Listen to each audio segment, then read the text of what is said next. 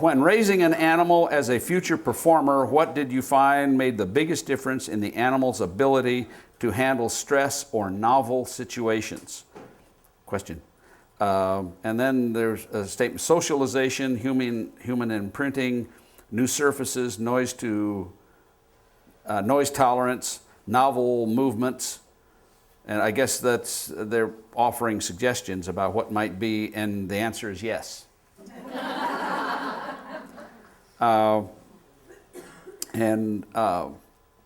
We did all of those things. That's just part of desensitization. We tried to give the animal lots of novel situations. Some of our animals were raised in homes, including our lions and tigers and bears, oh my. My kids raised lots of animals like that, and so did other kids. But we did expose the animal that we're going to use as performers to lots of different stimuli. A patient like the chipmunks, the way my kids treated the animals, they were like little people in many respects. Lynn, one of the middle daughters, chasing a raccoon with a hose. Now, can you imagine? This is a raccoon and chasing, and the raccoon is running around buzzing like raccoons do. Finally hid underneath the wagon trying to get away from the hose. It was just play. And the raccoon, after a while, would run out, and who's going to run after me with a hose now? And waiting for it, because that was part of the game. Does it sound like dogs? Yeah. Of course it does, because lots of animals play like that, and that's what we did. You had to be very careful, of course, with some of the bigger animals, the older animals. You had to be very careful on how you played with them, and we didn't let our kids play with the bigger animals. Okay, I gave an example of a situation where punishment was used rationally or appropriately.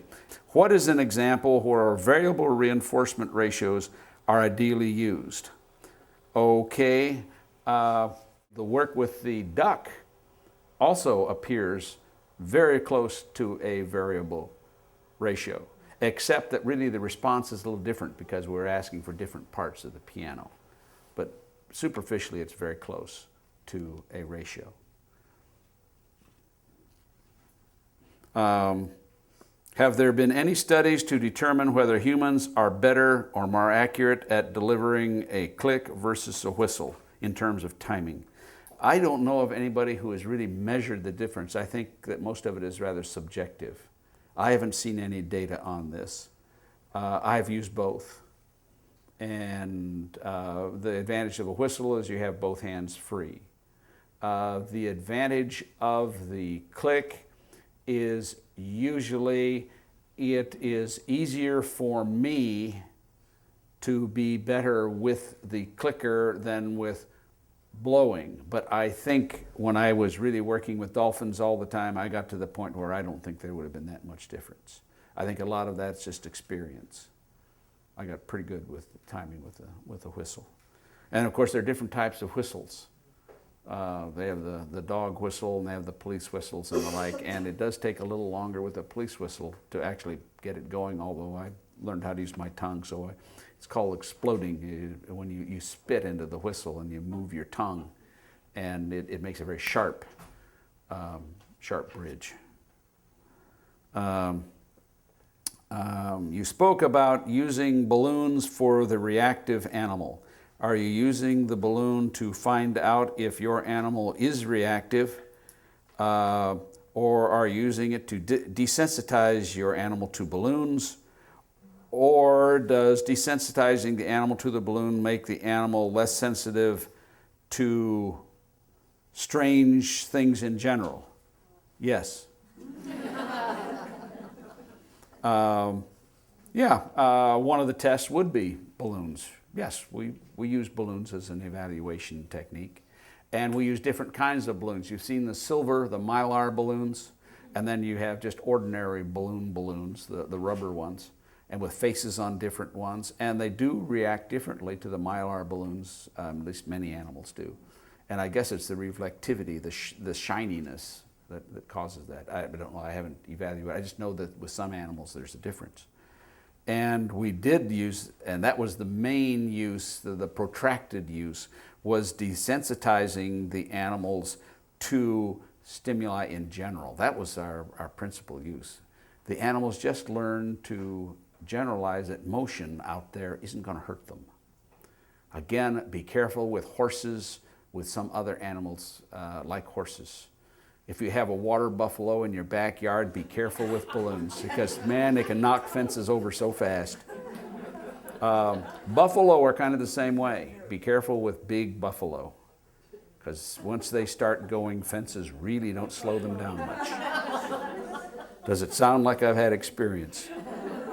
Or desensitize your animal to balloons. Well, some of the animals, yes, to balloons specifically, because a lot of our animals, as you might expect, operated at fairs and expositions and the like, and a lot of kids are carrying balloons, but that was almost secondary issue to just the general use of balloons. Balloons were cheap. They were really cheap, and we just had them floating around in the building, and we had fans turned on, and these things were just floating around. Every now and then one would go out a door when somebody would go out, and over the end of the day, you might have half the number of balloons, and the rest of them are floating around Arkansas somewhere. But balloons are cheap, and we just bought a bottle of helium and filled more balloons. So, but when you use them, be sure to use them gently, because they can really get a response on the part of the animal, and start them low and get up high and with just a few balloons and then lots of balloons, and then with a fan and without a fan. Well, with the reactive animal, that was the issue that I didn't address on this one, specifically with the reactive animal. And this gets back to Pavlov's always on your shoulder. And that is, if you have a reactive animal, what issue should you be addressing first? The reactivity. And getting the animal where it's calm as you can get it, applying more and more stimulation in the environment, whether you use balloons or the like. I mean, that's not an issue here. It's just whatever the animal is reacting to, you want to stay below that level of stimulation with that animal and get more and more behavior, whatever it takes to get more and more behavior. Feed the animal more, whatever it takes. But don't be competing with Pavlov. You're going to lose. You will lose. Can't compete with Pavlov. Is that an answer? Is that an answer? I don't know. Let's see. When training a behavior where speed and accuracy are equally important, which behavior should be worked first? Up to a point, what you want to be sure of is that you're not lumping so much, getting a huge behavior and do it very, very slowly. Let's say the behavior is a 10-element chain, and that you try to train all of it together, as I've seen some people training within a chain, and they train for accuracy, and they get this animal doing this incredibly long chain very, very slowly. What's going to be the probability of getting high speed of all of that after spending all that amount of, all those reinforcements at slow speed? What's the probability of getting it? Not very good. What should you do? Break it apart. So it depends. You want very, very short pieces of behavior that's going to be fast, and then you chain them together. So you do want to have high rate of behavior, but you have to get accuracy. You don't want to be reinforcing sloppy behavior just to get speed. You want accurate behavior, but it should be such a short piece of behavior, such simple behavior, that the animal will know what's being reinforced, and you can make greater and greater demands on the speed and then put them together. That seem clear? Okay, let's see, how to increase the speed of a behavior. not referring to latency. You want the animal to go from point A to point B as fast as possible. And we're talking about dogs, I would assume, here. And of course, there's a lot of dogs like the border collies. It's they're just going to go faster and faster, and for the most part.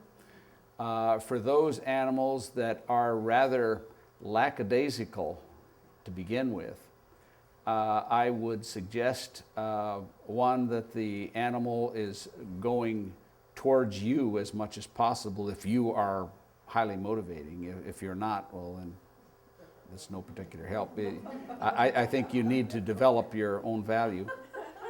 But otherwise, the animal is started with a cue, and of course the animal has to get to you within a certain period of time.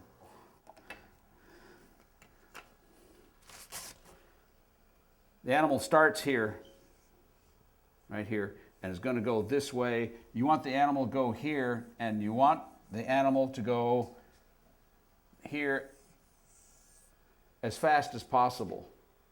And what you're looking for here is the animal going at the highest rate in here. The animal starts and is running, and you're judging this.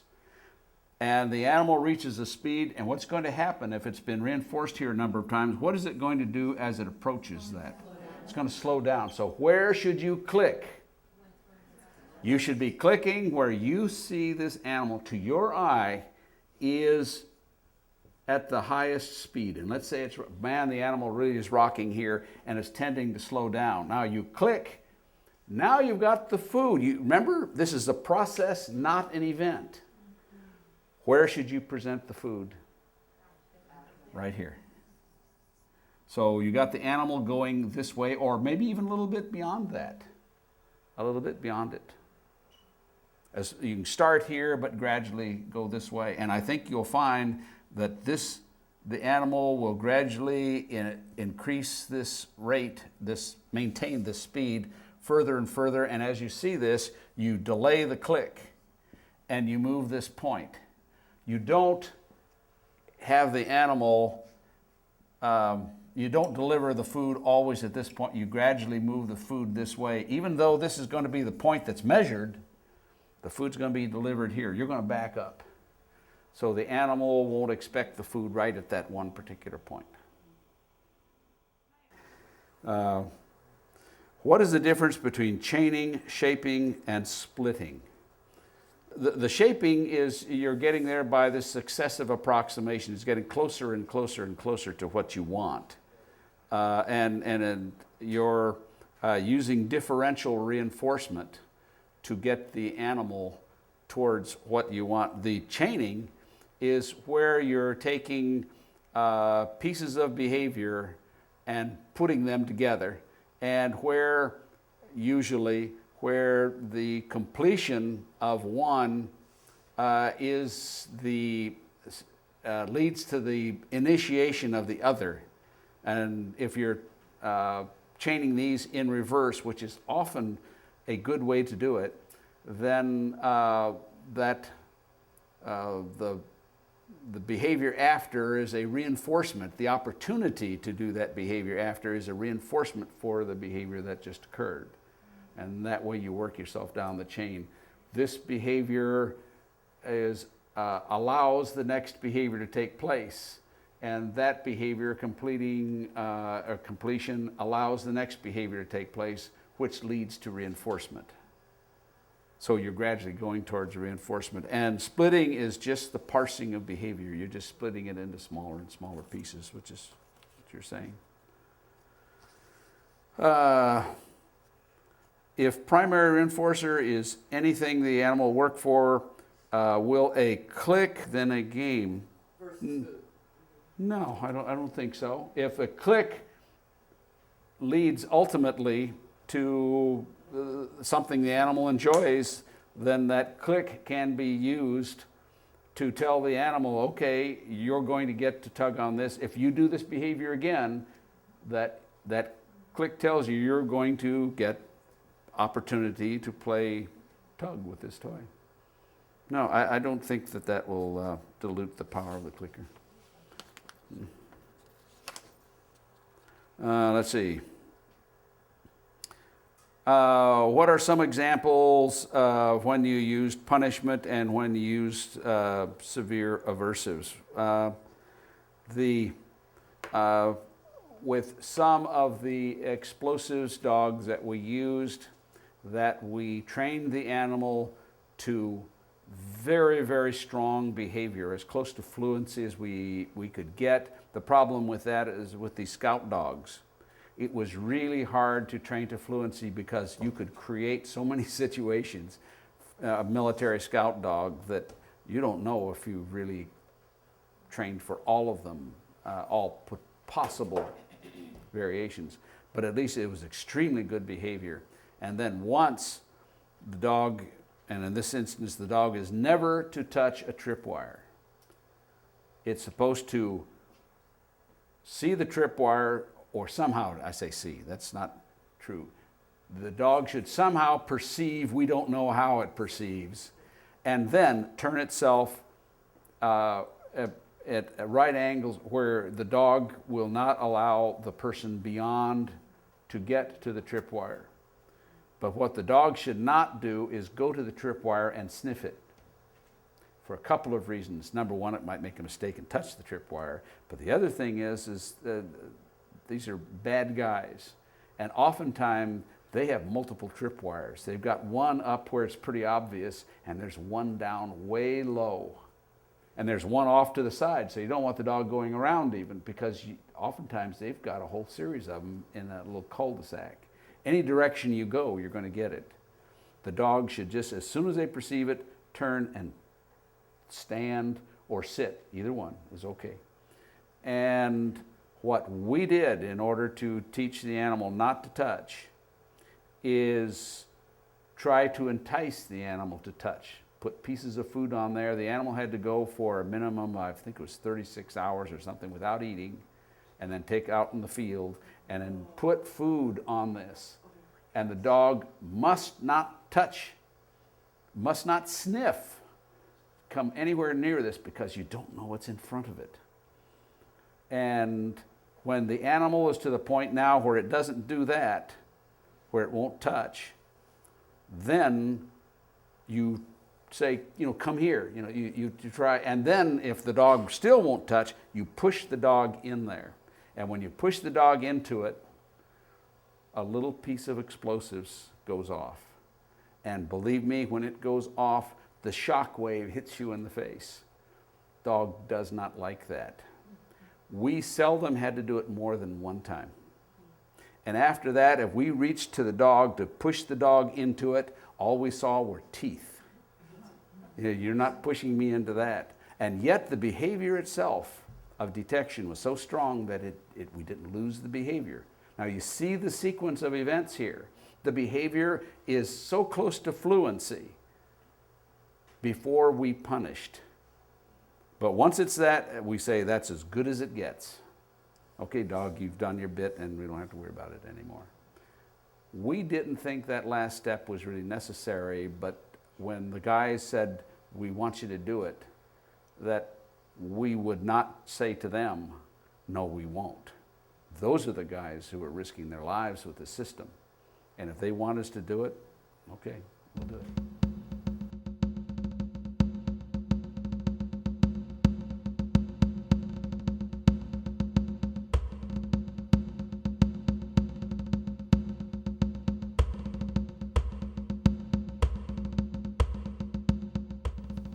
No, we never did. As a matter of fact, when we were really doing this a lot, we took a lot of flack, and the people who worked with us took a lot of flack. It was not until probably 15 years later that they finally came back and recognized what we did, because they actually had to make it quiet what we did, because we were animal trainers. And they felt that it was demeaning because they had animal trainers in there doing this. Even though by the time, later on that Marion had a PhD, and she was on the board of the local the Human Development Center, on the ethics committee and the like right there in Arkansas. We did a lot in Arkansas, but I'm talking about the research elsewhere. And it was really sad that probably Marion was the best one in the field, and yet the sponsors, as I said, took flack for allowing us to work with the kids or with the attendants. The attendants didn't mind. We were very easy to get along with. So.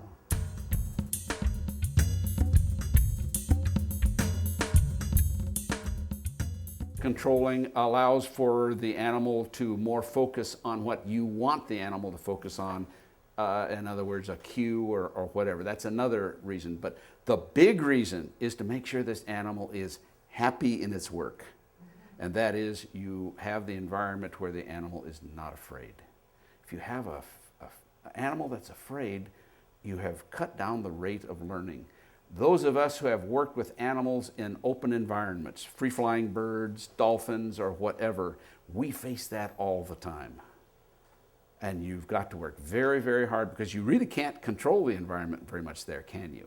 So you teach the animal to adapt to more and more levels of stress in the environment. And there, by reinforcing the animal, you make Pavlov smaller, because the animal is willing to accept more and lets Skinner grow in size.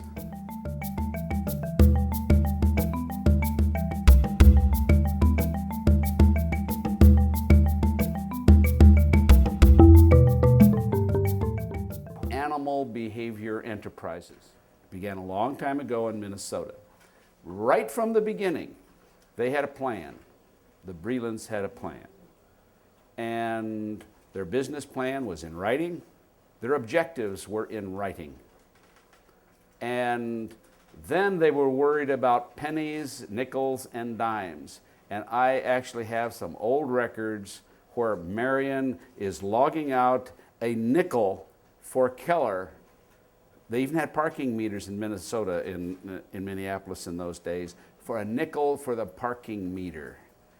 That's how they watched their money in those days. But they had a 5-year plan, and later on, when I came aboard, I had a 5-year plan. And where do we plan to be financially in 5 years?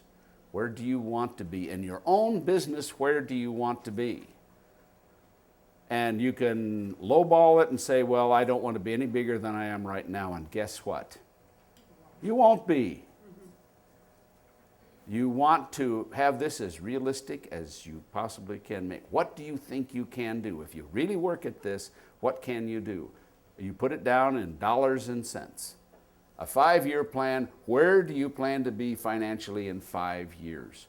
And then a 3-year plan. Now that has some finances to it too, but that's included pretty well in your 5-year plan. Products and services. What do you want to be doing 3 years from then?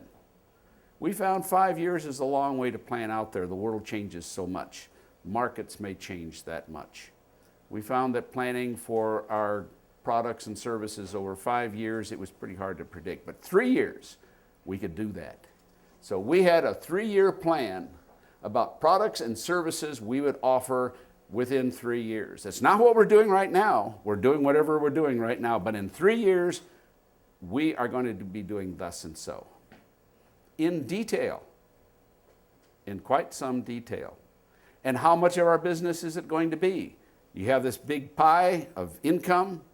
What percentage of our income is going to come from whatever? How much of your money is going to come from grooming? How much is going to come from the daycare? How much for dog walking? All of these things should be part of your projection.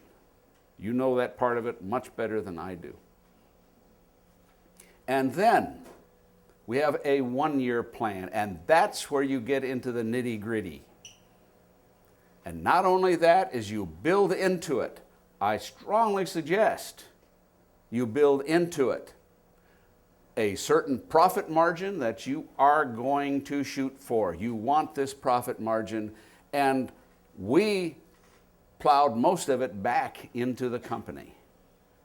This was our research budget. This allowed us to plan. This allowed us to do things out here. That was money that came in now that we will use for out there. As opposed to, wow, I got this big contract, I have all this money, gee, I'm going to build a new kennel or I'm going to do whatever. Is that really what you want to do?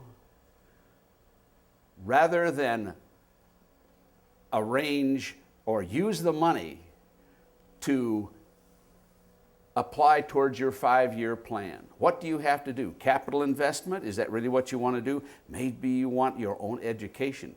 Go back to school at nights. Invest in that. Your 1-year plan, you should have a certain amount of reinvestment. Most of the time we had about 40 employees. And we had a profit sharing and we had bonuses and all that sort of thing. And we considered that plowing it back into the company because that's investing in the company. We wanted loyalty within the company. Okay? Now, reviewing financially, quarterly. How are we doing quarterly? At least quarterly, you need to generate a profit loss statement. How are you doing? And when you have your financial plan, your yearly financial plan, you do it by quarters. I strongly suggest it. You can do it by month if you want. That's fine too. But at least quarterly, you see where you are about your profit and loss. And you adjust as you need to. I am spending too much in one area and there's not enough income here. You start making little adjustments and you learn how to make the adjustments. Don't just say that's what the world is doing to me. This gives you some feeling of control or at least knowledge about what's happening to you, giving you the opportunity to change. Don't just accept that has to be the way that it is. You can change it. But if you wait for the end of the year, then you have a problem. Okay, annually, review your profit and loss. You already know pretty well what you're doing, but now here's a review, and you really make changes for the next year. This is where you say, I can't do the same things, or I need to do more of this. Don't be afraid of saying, I'm a believer. I made so much money in doggy daycare and I didn't plan to make that, but wow, look at it. And I could have more business that way. In the short term, why not? If it'll make more money for you and get you closer to your 5-year goal of being where you want to be, and you still have enough training to keep your hand in and make sure people know your name as an animal trainer, why not? Go after the areas that are profitable. Make a new plan for that next year. That's the time you make your new plan. And at the end of each year, you review carefully your 3-year plan, your 3-year financial plan and project plan. I'll talk about the project plan in just a little bit. But this is the time where you say, I am now 1 year into my 3-year plan, and gee, I'm low here, I'm high here. You'll find lots of reasons for change. And don't beat on yourself. That's just the way the world is. You adjust and move on. It's just like animal training. You have to change your behavior. If you demand that the world change for you, if you demand the animal do all of the changing, you'll find you won't get very far. You have to adjust your own behavior. So review your 3-year plan at this point and adjust as needed. Every 2 years, that's when you go back to your 5-year plan and how am I really doing? And in 1 year, you can have a bad time. You can have a bad hair year. But after 2 years, and you have really done your best, you've made all of these adjustments, and still you are not on track, what does that mean you have to do? Change your behavior. You're not on track to make your 5-year plan. You have to adjust something. Your behavior, no, you might have to say, well, I just can't do the 5-year plan. I have to readjust. I have to reassess. Don't do it on any just 1 year, as I said. 1 year is not enough time. 2 years, you might have to change. Okay, projects. Now, this is different from finances. Projects are really what you want to do. Those are the fun, and that gets working with the dogs or doing whatever you really like to do. Do you really like to keep books? No, that's why I had a couple bookkeepers. I didn't want to keep books. That's why I had an accountant. I didn't like doing that sort of thing. I had to get my feet wet. I was the chief financial officer of our corporation, and I had to get my feet wet on it. But I didn't like it. I'd much rather talk about projects. But now I'm going to talk about projects. Monthly, a milestone chart. What is a milestone chart? It's where am I on the way to where I want to go. If you plan to have 6 dogs in your kennel and you're going to add them in 2s, every month you're going to add 2 more dogs where you're building kennels, you're getting supplies for, you're getting accommodated to having 6 dogs.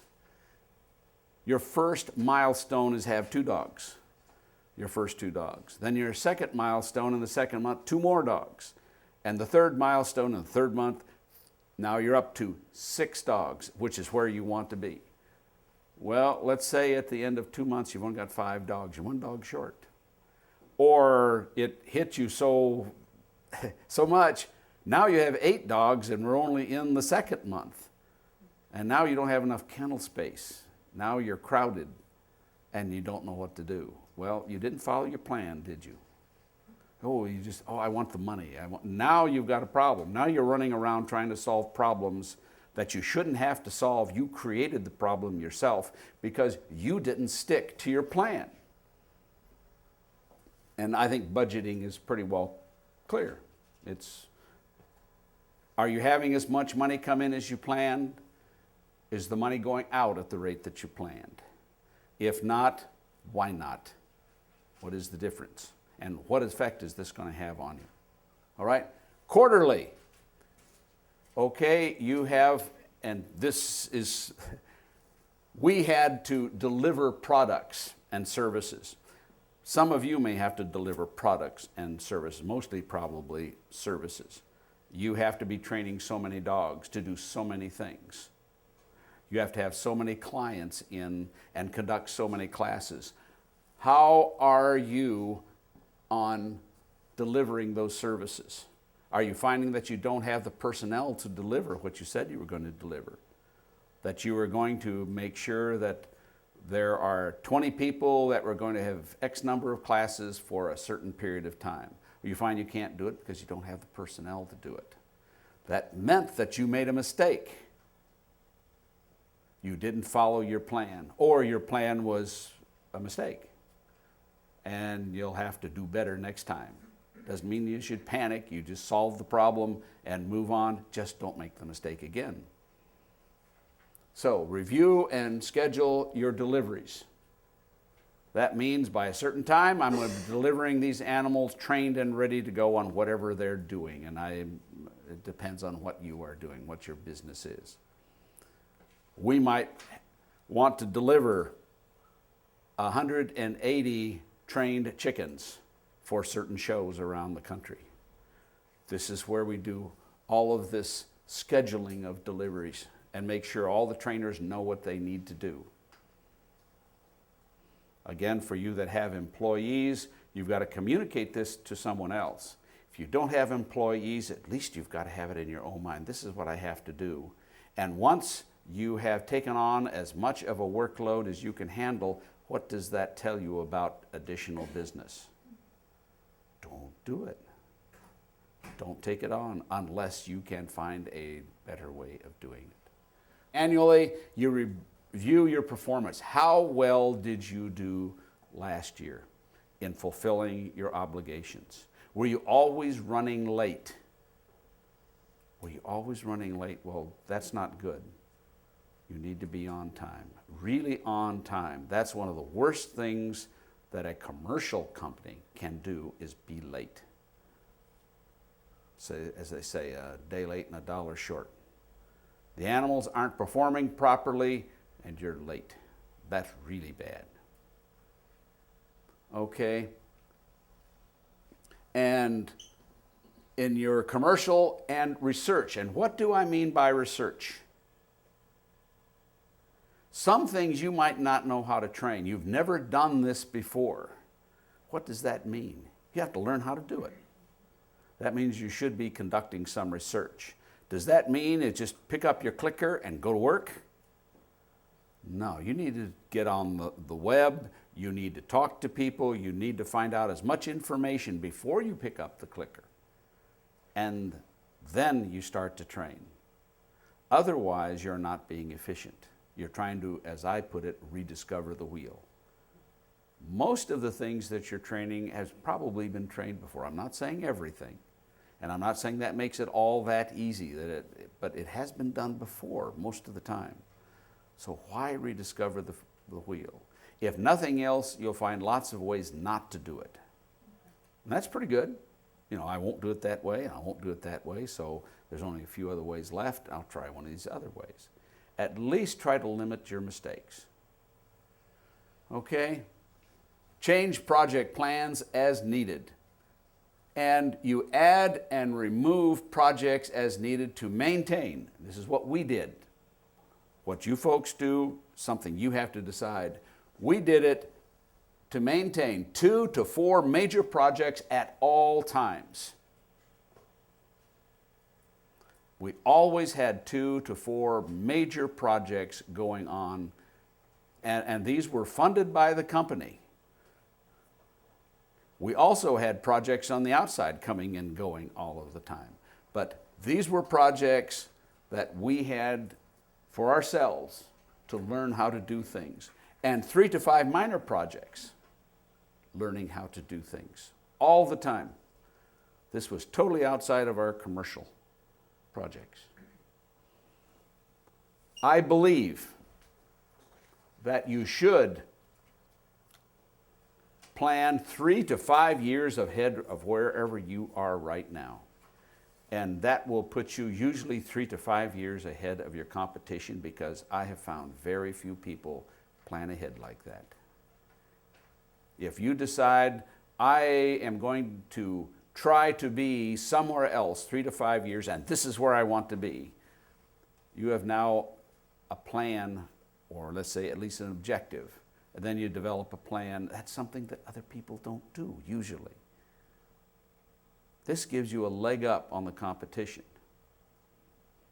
And really, I don't even know what I'm talking about as far as your business is concerned, because I've never been in the pet animal training business. I've not trained for people who are in the sport dog business or in the competitive dog business.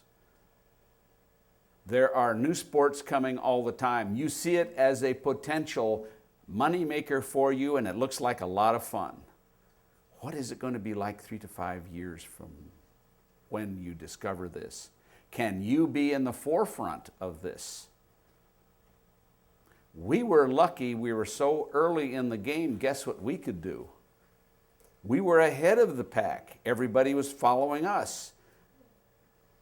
We literally had people coming to the farm, tape measures and camera in hand, to look at what we were doing. And what did we do? Come right on in. Measure, photograph, we don't care. We literally said that. Didn't charge them a cent. Come right in. And why could we say that? Because all of this is old. Whatever you're seeing now is really old stuff. You're not going to get to see the stuff until next year or the year after that. Now you're going to have to come back and get some new photographs, aren't you? But guess what? That's the old stuff. We're already another 3 or 4 years ahead. Try to be ahead of the pack.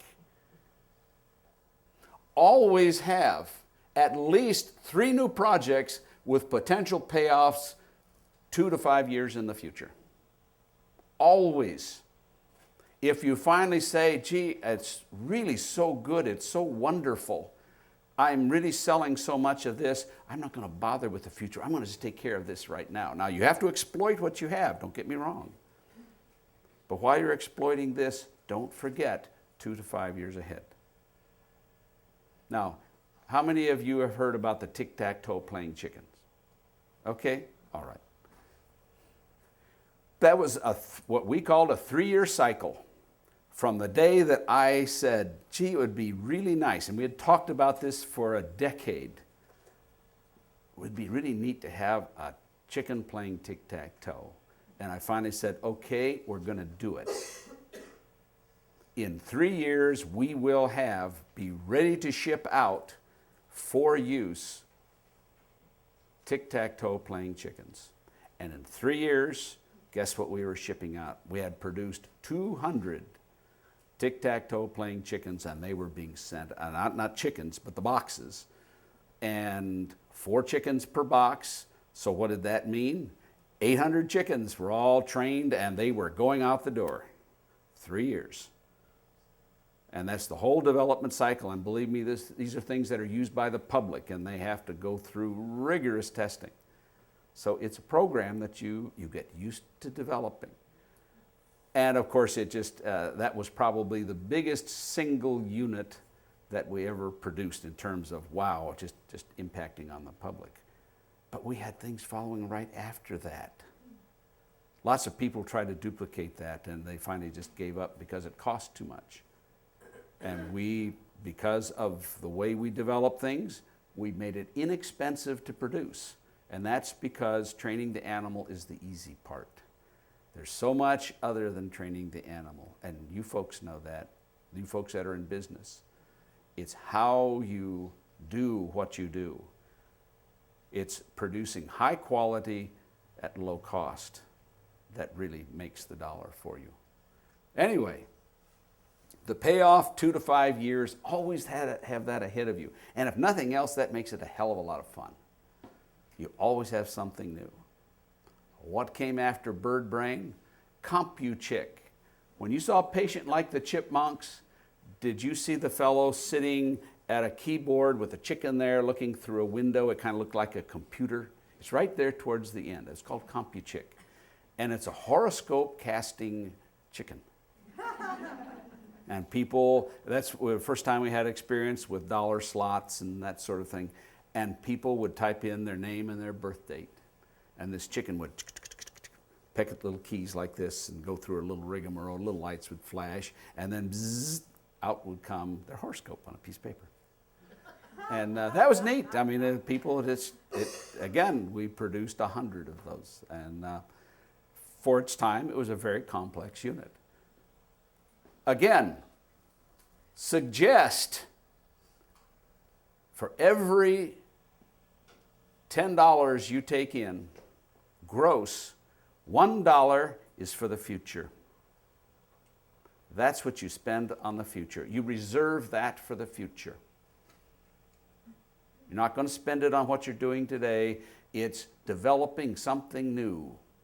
And whether you want to call it a gimmick, whether you want to call it a new technique, whatever you want to call it, have something that's new and that is effective and that is ahead of the competition. And you can be ahead of the competition because where is the competition working? Usually today, right now. And you need to be planning for in the future. This was our working objective. Now we actually had a statement, a mission statement, but this was the working objective, ABE. Produce the highest quality behavior in the shortest time. Working definition of the highest quality behavior, it's beyond what the client wants. I want the dog to jump 3 feet. And when the dog is delivered to them, what is the dog doing? 4 feet. Wow, I didn't know the dog could jump that high. Now, not 6 feet, because you're going to have to work very hard to get more and more. It's beyond what the client asked for. Just be sure it's beyond the expectations of your client. That's what you're after. Don't, and I'm going to use the term waste. It isn't exactly a waste, but it's inefficient for your time. Don't say that I have to have the perfect dog. I don't care what the client asks for. I'm going to give them as close to perfection as can be obtained. I want this dog to jump as high as it possibly can. If the client asks for 3 feet, if you deliver 4 feet, you have exceeded the expectations. And it has to meet your own. If the client asks for 1 foot, you already know that, oh, the client just does not understand. The dog can do much better than that. You have to be happy. You won't deliver just 2 feet. You might deliver 4 feet because, okay, that's a challenge, and people will go really wow, and you know that you have delivered something really worthwhile to that person. You've got to sleep at night. It's ethical to give the person a really honest effort on your part, as opposed to taking advantage of naivete or ignorance. Translating our working procedures, our working objective, every year, we selected 1 to 3 training procedures to significantly improve in some way. And what would be these ways we could improve a procedure? It can give us a better product. The animal will do actually more. We spend the same amount of money, the animal is better than it was before. Now, sometimes that's really not necessary because the animal is as good as is necessary, so we're not too worried about that oftentimes. But if we can produce the animal that, again, exceeds the client's expectations, and we can do that for less, what does that do for our bottom line? It improves our bottom line. And we have not hurt our clients. We have improved our situation. So remember that I'm not saying about a deteriorating product. The product always has to exceed the expectations of the client. But if we can produce that for less, then that's what we should do. And we had projects that explored how we could do this. And this is research. This is finding new ways of doing things. And I would say that most trainers, most of the time, develop a way of doing something, and that's the way they do it. And that's the way they will do it and keep doing it, and they very seldom change. Because it's good enough. It has met or maybe even exceeded the expectations of the client, which is good. You fulfilled that part of it. But now, what about the obligation to yourself and to your business? If you can produce that product more efficiently and save money, have you hurt your client? No. As long as the product is as good as it was before. So I'm saying that you should have all of the time going on 1 to 3 projects where you are exploring new ways to do things. What about the philosophy that I'm talking about of constantly upgrading yourself, whatever you're doing? You will have explored, you have learned how to explore ways of doing things, and you'll find it easier to do this next time, and pretty soon you start doing it almost unconsciously.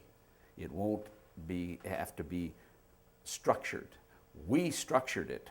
We selected behaviors that we were going to be working with.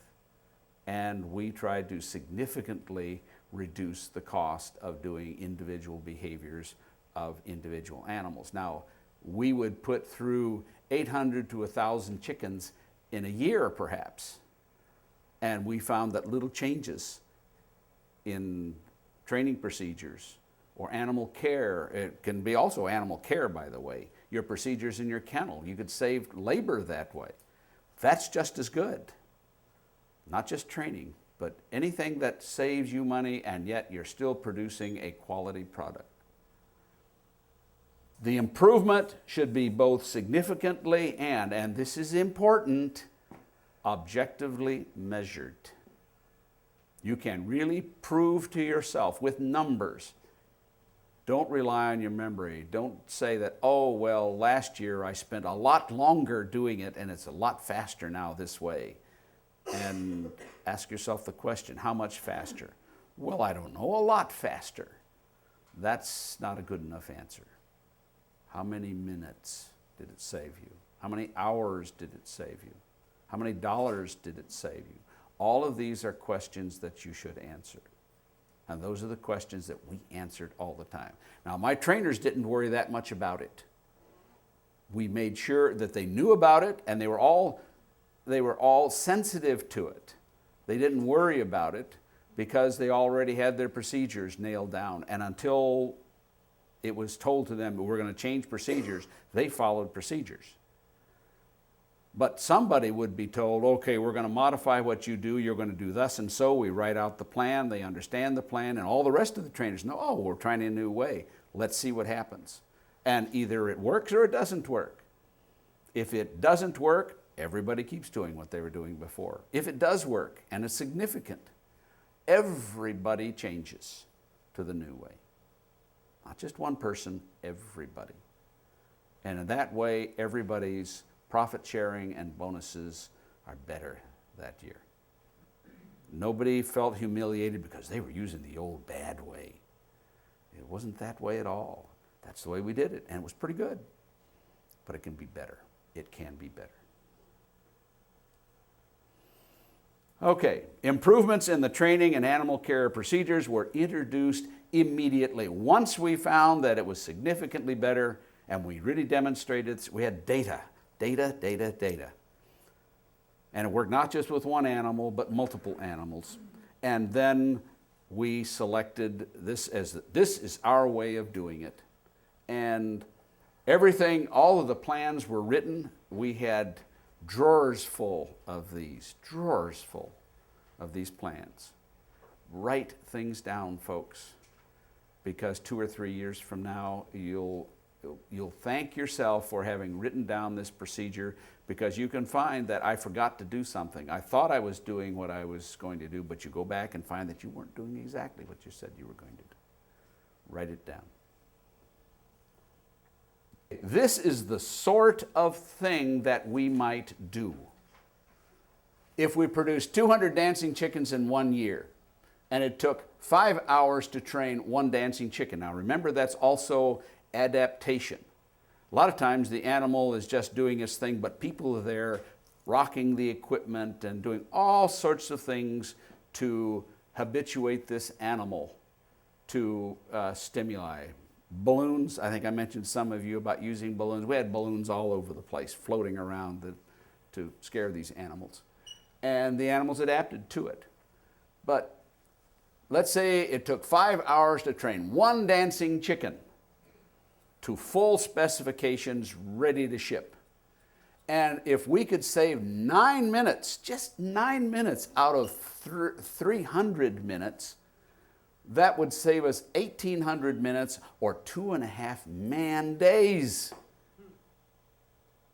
And those are little tiny, this actually occurred many times, and all it involved is how we stacked the crates on our little transport devices. Sometimes it was easier to lift crates off in certain ways and put animals into props. And we could save a few minutes per chicken per performance. And over a period of days, that saved us so much time that we could produce behavior that would be the equivalent of one full additional trainer there, simply by how we stacked crates on a cart. These are the sorts of things that you can think about in your own business. How do you drive to a private lesson? How do you take calls from people and record them and make arrangements to go where you're going? These are the things, again, I have no particular experience with. I've just listened to people talk about how difficult it can be with their business. And these are things you have control over. Sometimes I hear trainers and business owners complaining about things over which they have no control. And all I can do is shake my head. By definition, I've said there's no control over it, so okay.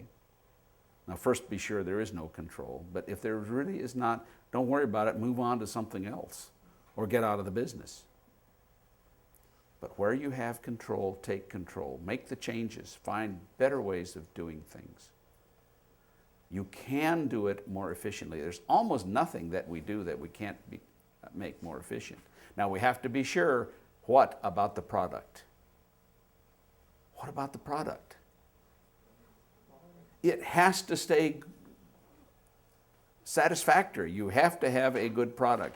You can't reduce the quality of your product with these. That is not efficiency. That's shortchanging who? The client.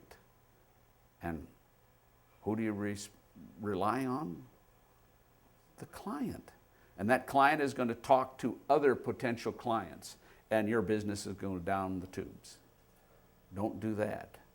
Be sure you're exceeding the client's expectations, but don't do it at any more cost than you have to expend.